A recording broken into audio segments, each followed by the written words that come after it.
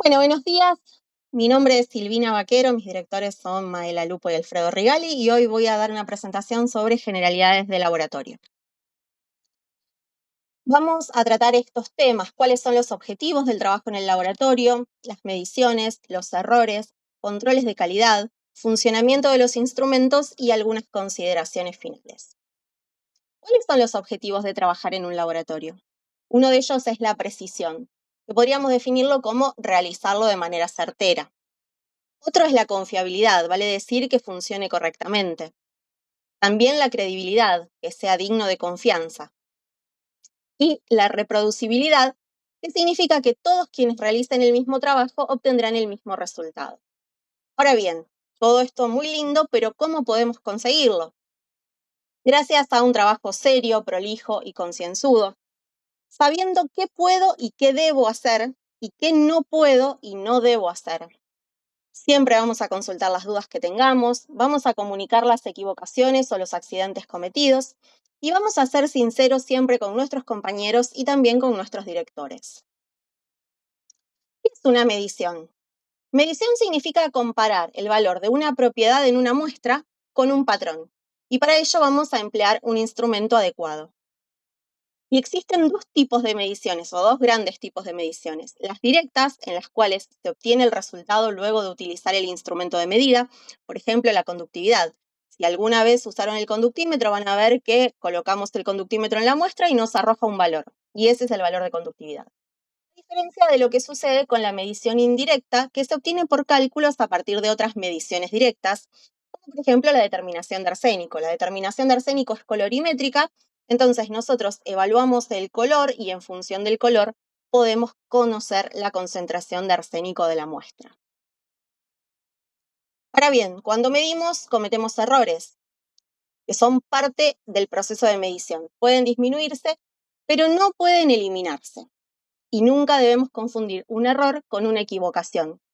Las equivocaciones provienen del mal manejo de los instrumentos de medición, descuido, mala aplicación del protocolo, ya sea por desconocimiento, desidia o lo que es mucho peor, intención. Estos sí pueden y además deben eliminarse. Volvamos a los errores. Los podemos dividir en dos grandes grupos. Los errores aleatorios, que obedecen a múltiples causas, entre ellas causas climáticas como la temperatura, la humedad, la presión atmosférica que haya en el momento que hacemos la medición. También, por ejemplo, a la calidad del agua destilada que usamos para preparar ciertos reactivos o cómo lavamos. La diferencia con los errores sistemáticos es que estos siempre suceden en la misma dirección. Los errores sistemáticos obedecen, por ejemplo, a errores de cálculo, a mal funcionamiento de los instrumentos, como podría ser una balanza o las micropipetas. Si nosotros hacemos mal un cálculo y preparamos un reactivo, ese reactivo, al estar mal preparado, todo el lote de medición que hagamos nos va a dar un error y ese error va a estar siempre en el mismo sentido. Quizá lo veamos mejor con la balanza. Si la balanza no está bien calibrada y marca, por ejemplo, 200 gramos más, siempre que pesemos va a pesar 200 gramos de más. Los errores aleatorios son, como su nombre lo hace suponer, aleatorios. Algunas veces van a ser en más, algunas veces va a ser en menos y la magnitud también va a diferir. ¿Y cómo controlamos esos errores? Gracias a los controles de calidad. En nuestro laboratorio usamos tres, que son el coeficiente de variación, que sirve para evaluar o controlar los errores aleatorios, y vamos a aceptar el lote de medición cuando este CB sea menor o igual al 10%. Las UDS o unidades de desvío estándar, que están pensadas para conocer o controlar los errores sistemáticos, y vamos a aceptar el lote de medición cuando se encuentren entre -2 y 2. Y finalmente el ensayo de adición-recuperación, que busca conocer las interferencias. Vamos a aceptarlo cuando se encuentren entre 90 y 110%. Gracias a estos controles, si se encuentran dentro de esos valores, vamos a continuar con la carga de datos, y si no se encuentran dentro de esos valores, no vamos a continuar con la carga de datos. Y seguramente vamos a tener que repetir el lote de medición. Hablemos ahora algunas palabritas sobre el funcionamiento de los instrumentos. Acá hay varias fotos de diferentes instrumentos. Conocer el funcionamiento de todos es bastante complicado, casi inviable, por lo menos para nosotros que estamos trabajando en una o dos técnicas quizás.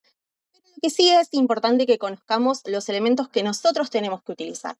Por ejemplo, si yo tengo que utilizar balanza para mi determinación, tengo que saber muy bien qué balanza utilizar, cómo funciona, cómo la tengo que tarar y cosas por el estilo. Si nunca usé una bomba, no necesito conocer el funcionamiento de la bomba.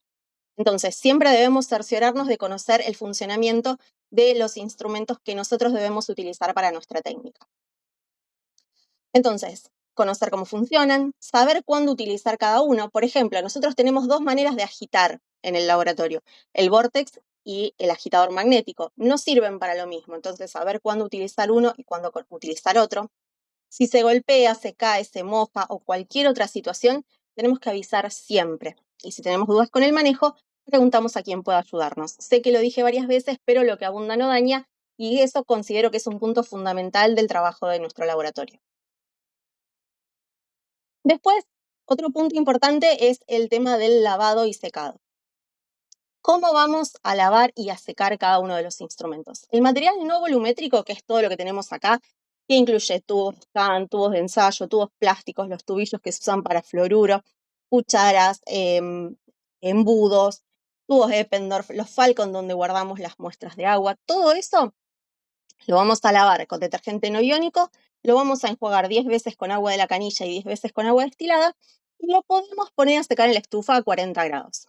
En realidad debemos ponerlo a secar en la estufa a 40 grados. A diferencia de lo que sucede con el material volumétrico, que incluye las probetas y los matraces. Lo vamos a lavar con detergente no iónico, lo vamos a enjuagar 10 veces con agua de la canilla y 10 veces con agua destilada, pero nunca lo vamos a colocar a secar en la estufa. ¿Por qué?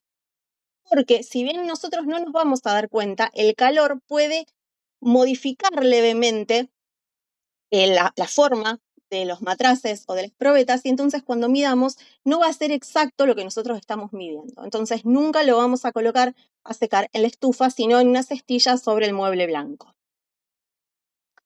Algunas consideraciones finales. Cuando ponemos a secar elementos que son propios de una técnica, debemos informarlo con un cartelito. Por ejemplo, lo que sucede con detergente o con fosfato, que son técnicas que utilizan material específico o lavado de otra manera. Entonces, ahí le vamos a colocar un cartelito. Si uso algo que saqué, por ejemplo, si uso tubos de can que saqué del tupper de tubos de can, no hace falta poner de qué técnica es, sino solamente aquellos que tengan algún lavado o algún material específico. Siempre vamos a utilizar elementos de protección que incluyen guantes, guardapolvo y calzado cerrado.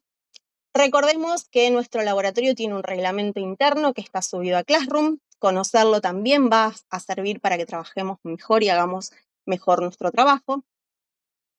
Y de vuelta, si cometemos un error, si algo dio mal, si rompimos o golpeamos algo, si pasó cualquier cosa extraña, siempre lo tenemos que informar para que se puedan tomar las medidas necesarias para solucionarlo y no propagar errores. Disfrutar siempre de nuestro trabajo hará que lo hagamos mejor. Y para concluir, les dejo una foto de la cena de fin de año del año pasado. La pasamos realmente muy bien cada vez que nos juntamos, así que los invito también a sumarse a eso. Y finalmente, una frase de Joe Paterno, que fue un entrenador del equipo de fútbol americano de la Universidad de Pensilvania, que dijo que cuando un equipo supera las individualidades y surge la confianza entre los individuos, la excelencia se vuelve una realidad. Muchas gracias.